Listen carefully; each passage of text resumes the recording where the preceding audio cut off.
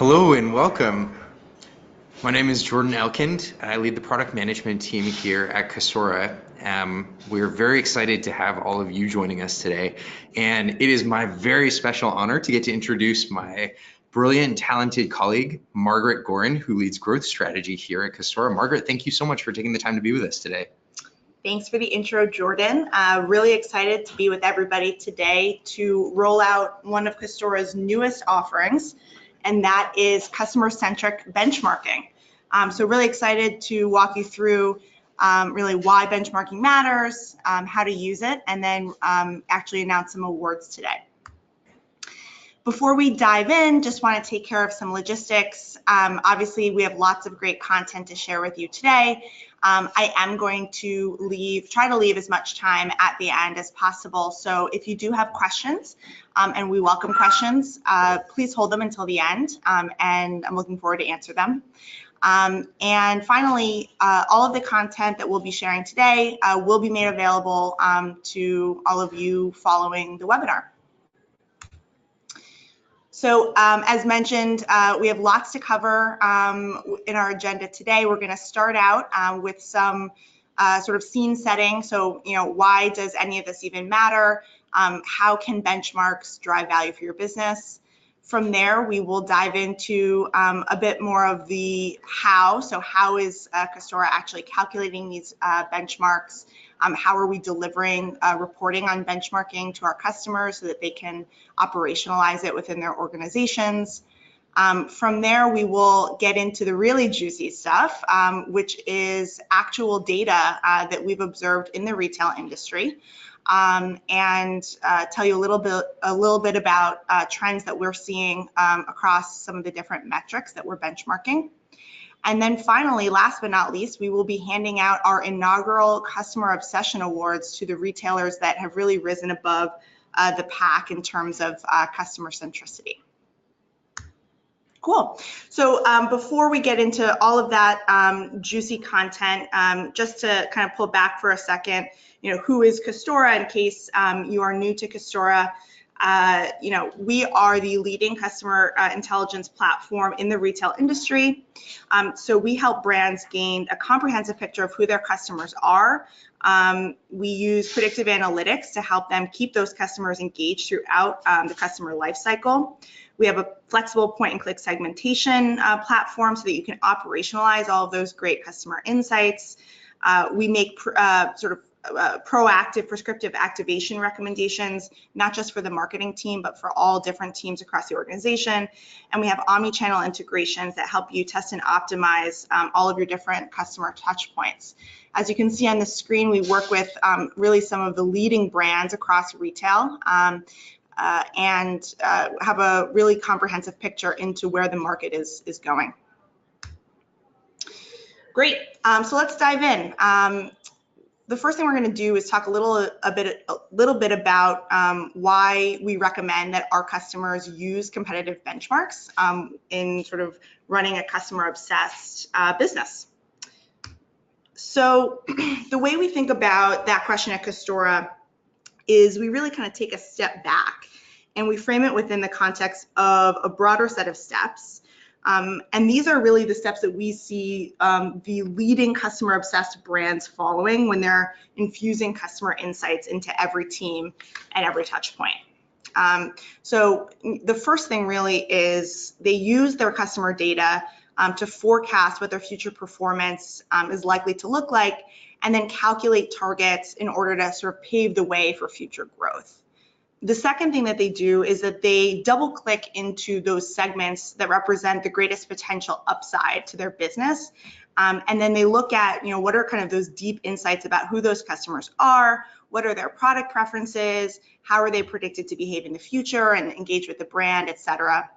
The third thing they do is they use those deep customer insights to plan out campaigns and programs with the goal of achieving the targets that they set in step one. And those campaigns and programs really span, as I mentioned, not just marketing, but customer experience, merchandising, basically every potential way that a customer can interact with your brand.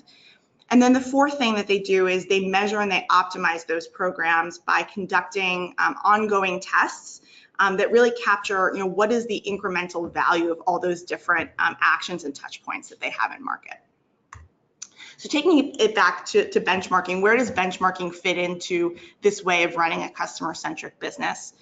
The place where benchmarks really come into play the most, you can use benchmarks really throughout this process, but they really shine in that first step. They're a critical input to the process here in terms of forecasting and goal setting. And it's where it's extra important to be able to not only have kind of a strong internal facing perspective in terms of historical performance, what are our core capabilities, et cetera, but also to be able to look outward and understand how all those internal data points look within the context. And context is kind of the key word here of broader market trends so that they can better estimate what's feasible and what they need to do so that they can really win in the industry. So at Custora, when we help retailers with this step of forecasting and goal setting, we break it into actually 2 sub-steps. The first of those is to estimate the potential incremental revenue of all the different initiatives that a brand could possibly undertake and invest in. But to do that, you need to make some assumptions about what are the potential improvements that you can make in your business. What's a conservative low estimate, for example, of how many more customers we can prevent from churning? What's an ambitious high estimate? And to make those assumptions, benchmarks can be super helpful to kind of provide a range of what's possible. And then the second piece of forecasting and goal setting is the goal setting piece. So what are our targets going to be for the next quarter, for the next year?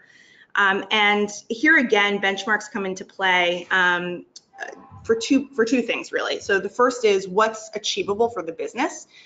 We can all set goals of growing 200% in the next year, but if that's not the way the market's moving, that's likely not to happen.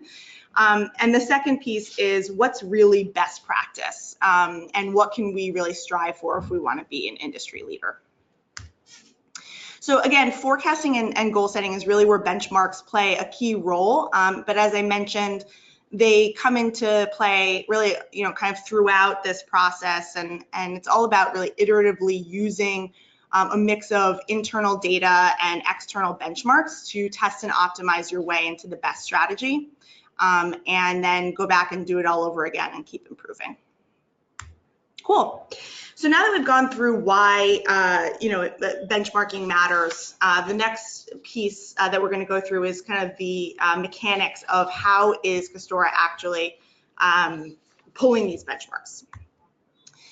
So at a very high level, anybody that works with Custora sort of knows that top graphic really well. And what that's basically telling you is that any customer we work with, we basically pull in all of their data from their disparate systems, whether it be, their merch file, what are the different products that they're selling, to their online orders, their in-store orders.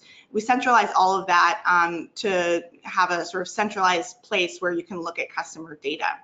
So we have that for all of our different customers. And again, as I mentioned, if you can sort of recall back to that slide with all of the logos on it, we have those separate sort of pictures of customer metrics for lots and lots and lots of different brands in the retail space. It's kind of an amazing kind of mix of breadth and depth when it comes to retail.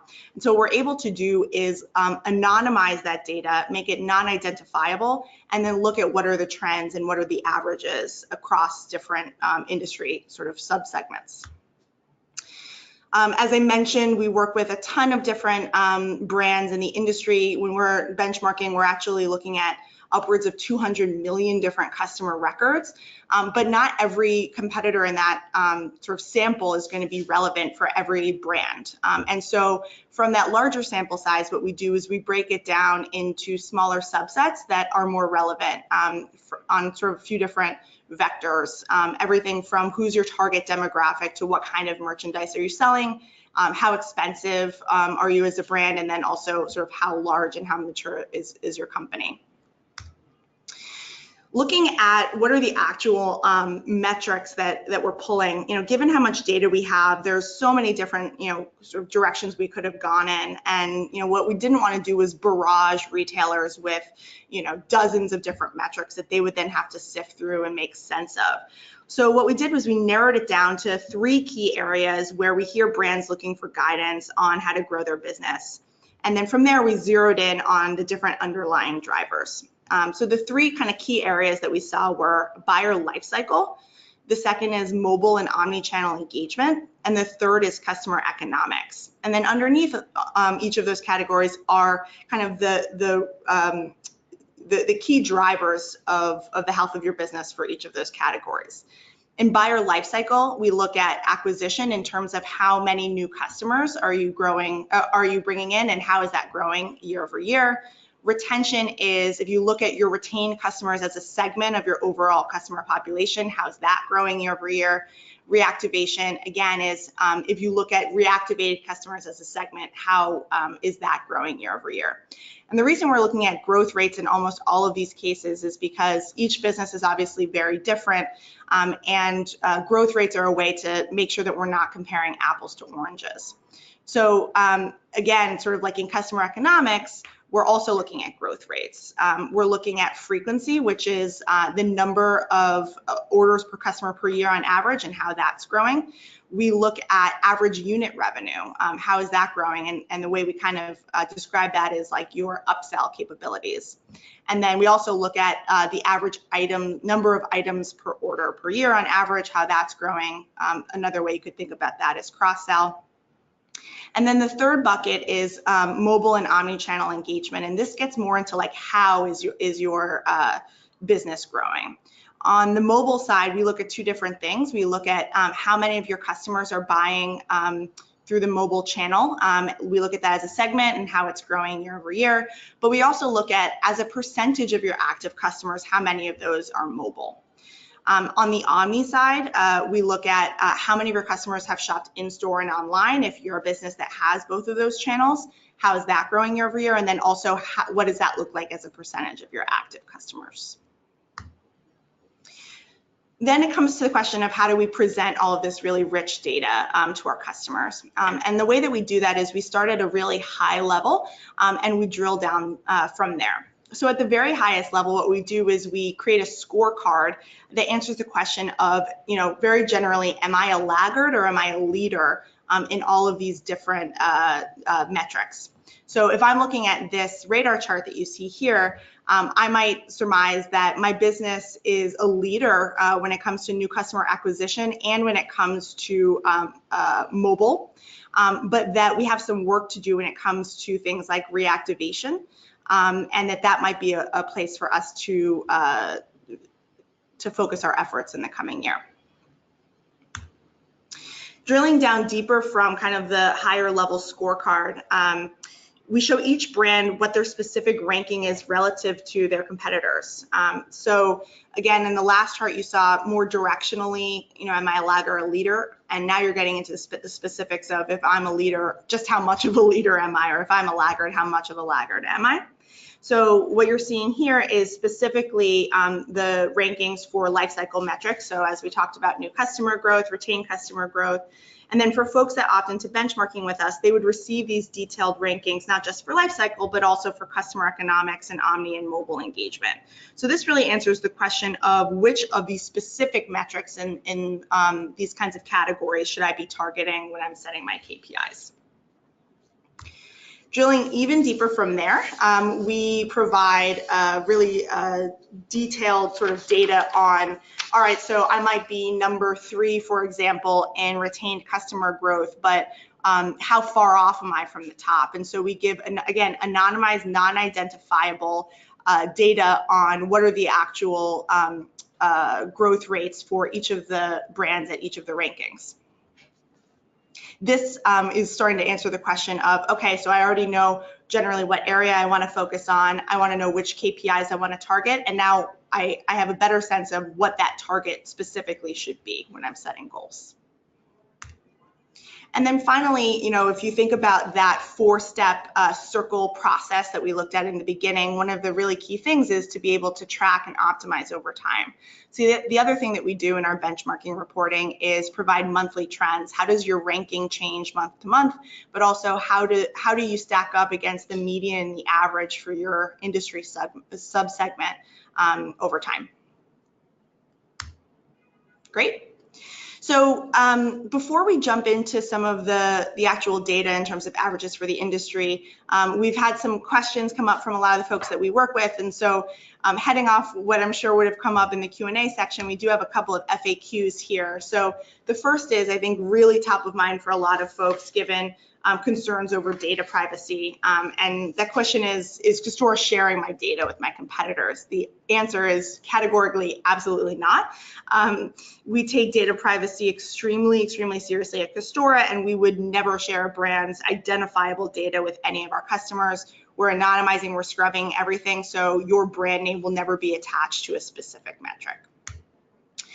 The second FAQ that we hear a lot is, are benchmarks currently available in the Custora app? So if you've worked with us before, you know that Custora is very dedicated to sort of a test and learn approach, both with our customers when we're activating campaigns for them, but also for our own platform. Benchmarking is currently in beta for us at Custora right now, and so it is not in the app itself. It's delivered as a monthly report. Hopefully down the line, it will actually be part of the app. And then the third is, this sounds great. I want to log in. I want to get a report tomorrow. Is this included right now, or is it an add-on? The answer is it is an add-on. And so for customers who are interested in benchmarking, they would have to opt in. All right, getting into really the heart of it now, we're going to talk about some of the trends that we're seeing in the retail industry, and specifically some of the metrics for some of the averages that we're seeing for each of the metrics we talked about earlier. Okay, so starting with our first kind of bucket of metrics, we looked, and this is for all the metrics, we took a snapshot between February 2018 and February 2019 for all of these different metrics, and then we looked at them from a few different lenses. So starting with customer lifecycle. So again, this is looking at things like acquisition, so new customer growth year over year, retention, retained customer growth, and reactivation, reactivated customer growth. What does that look like for different industry verticals? When you look across apparel, footwear, and accessories, the luxury segment, and beauty, beauty really emerges as the clear winner across all three of these metrics. Footwear and accessories is something of a distant second. And when we kind of dug in here, one of the things we found is what's happening is actually more of a function of the AOV, the average order value, than maybe more so than the actual industry vertical. So in the beauty vertical and in footwear and accessories, we have more of those companies who have a lower AOV, and that's really where the growth is for these metrics. And so you can see that here on the right-hand graph, AOV, average AOV under $100 really jumps out as growing the highest for acquisition, for retention, and for reactivation. On the left-hand side here, you can see that just as lower priced brands are sort of winning in terms of life cycle, so too are smaller companies. So brands that have less than 1 million customers. These are probably smaller, newer, younger brands. They're just growing across the board at a bit of a higher rate than their larger competitors.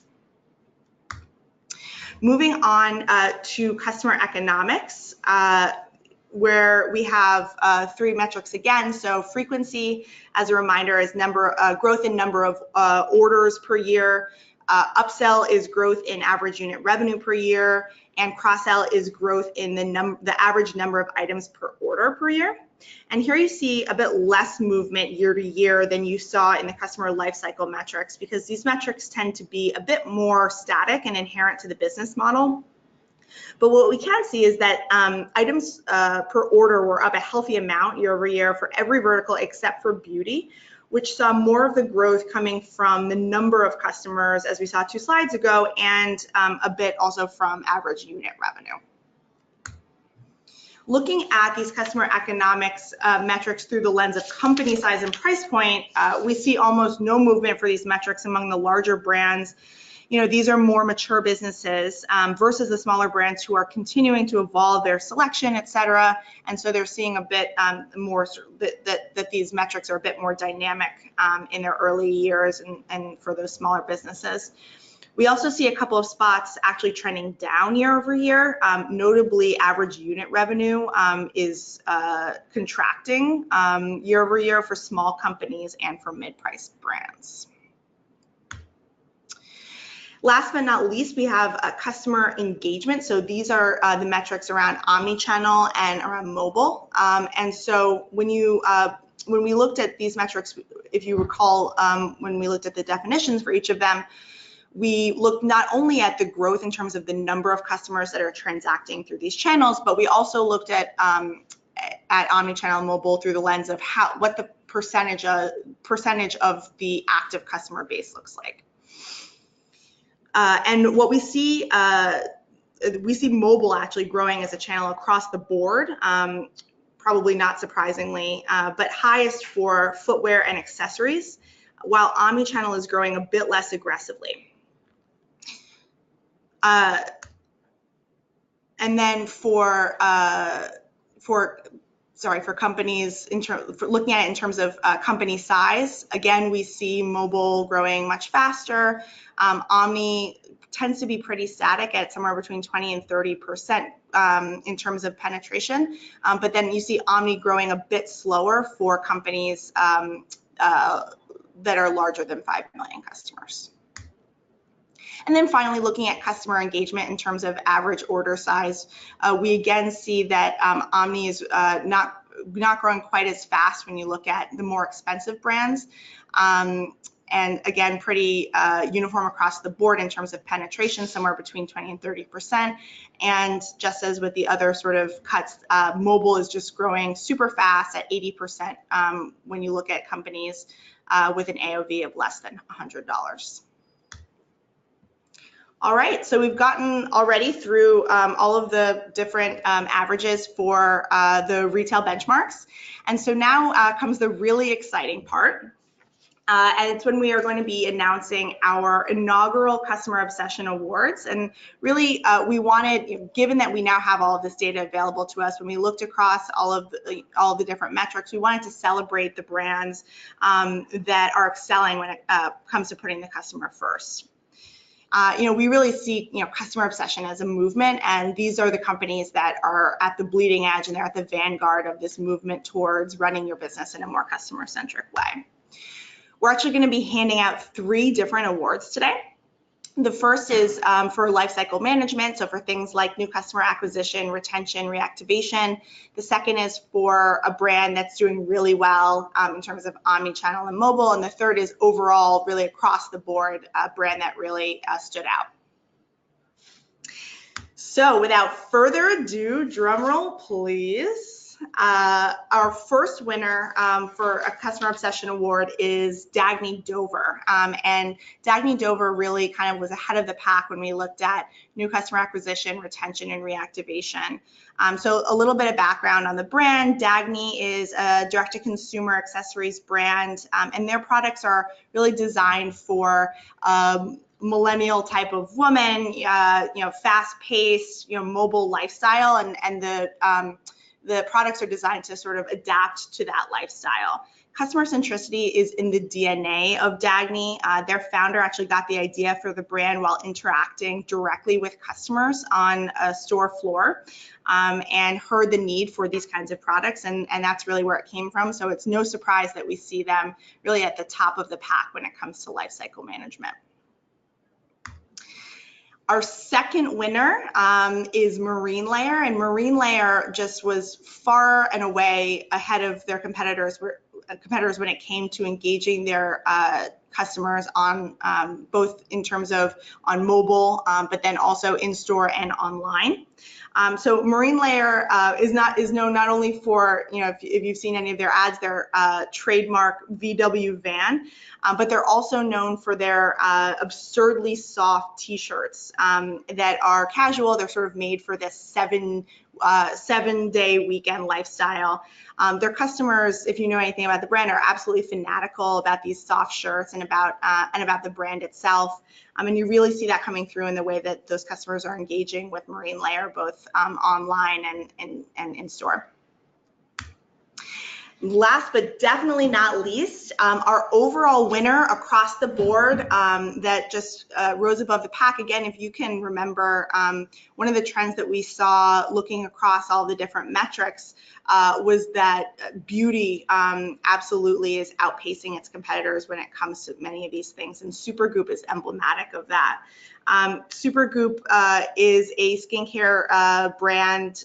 They are all about SPF and protecting the skin against dangers like skin cancer. And again, they've been extremely successful at not only new customer acquisition, they are growing super fast, but also at really engaging a customer throughout their life cycle and their journey with the brand. So congratulations to all of our winners. Excitingly, we are actually going to be interviewing each of our Customer Obsession awardees on an upcoming podcast series. And so you may be asking yourself, how have these brands really excelled and outperformed their competitors? We have answers for you. We are going to be finding out what those best practices are and sharing them with you. So look out for those upcoming podcasts with our Customer Obsession winners. That brings us to the end of the content today. Very happy to open it up to any questions from the audience. Let's see. So, first question we have that came in, Margaret, is do you have any metrics on industries outside of retail? Great question. Unfortunately, given that Custora is so laser focused at this point on the retail industry, our benchmarks are really focused on retail and all the different subsegments within retail right now, like fashion, beauty, etc. However, that said, certainly down the line, as we grow as a company, so too will our benchmarking capabilities. So I could foresee a day where we maybe have travel benchmarks, for example, but right now it's just retail. Awesome. Next question, do you have a timeline for when benchmarks will be available in the app? How often will the report be refreshed? Got it. So right now, the timeline is TBD, hopefully quite soon. But in terms of in the interim, how often will you have access to these reports? It will be a monthly report. We are happy to share a sample with anybody who is interested. It is a really rich report that is helpful in terms of, again, setting targets, tracking those targets over time, and happy to share that with anyone who's interested. Great. All right. This one's tougher. Let's say I scored equally low on several benchmarks. Would you be able to assign a rough revenue dollar amount to major areas of improvement so I know what to prioritize? Yes. So that, if you remember back to that 4-step process that we talked about, kind of the Custora methodology for how to run a customer-centric business, this is actually one of the first things that we tend to do with brands when they're planning for the year, is not only to look at directionally, how do you stack up against your competitors for these things, but actually size the revenue opportunity. And so we use some of these benchmarks as an input to make assumptions about what's possible in the next year, and we can certainly do that on a metric by metric basis. Awesome. That's exciting. All right, we have one more question. If you guys have other questions, please get them in. All right, if I show this to my boss this year and we improve our scores, but you get incredibly effective new customers, will my scores go down accordingly since we're being graded on a relative scale? So, part of the idea with benchmarking is that you want to see not only how you're trending, but how the market is trending. And so it is true that if the market moves faster than you do, it's possible that even though you're growing relative to your own historical performance, relative to the industry, you would see your ranking go down.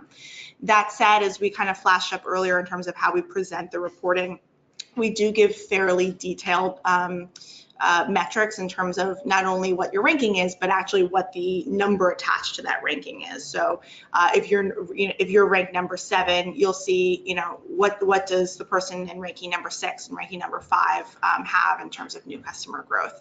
And that can tell you kind of more about, is it, how fast am I growing, but relative to the market? Is this something that, is my ranking falling as a result of our own sort of sub-performance, or is this just, everybody's really doing even better than I am? Awesome. And last but not least, was there anything that surprised you when putting together these benchmarks, or that stood out to you? So some of the things that didn't surprise me were to see industries like beauty really surging ahead, seeing channels like mobile being a huge area of growth. I think one of the things that did surprise me actually was just the level of growth that we were seeing. Like I was expecting to see things like mobile being, maybe in the 50 to 60% growth range, but not necessarily like 80%. And so it was really actually exciting to see some of the possibilities. And when you kind of plug those numbers into your growth assumptions for next year, it's pretty exciting to think about what's possible. That's great. Thank you so much, Margaret, and thank you all for listening today. We will be sending the deck and the recording out later today, as always. I know sometimes when you're going through these slides, it's hard to internalize all of these benchmarks, and there's a lot of data on the screen. So we'll send this over to you, and do please feel free to reach out with any questions after you've had a chance to really dig into the numbers. We're happy to chat with you. So have a great rest of your day, and thank you. Great, thanks all.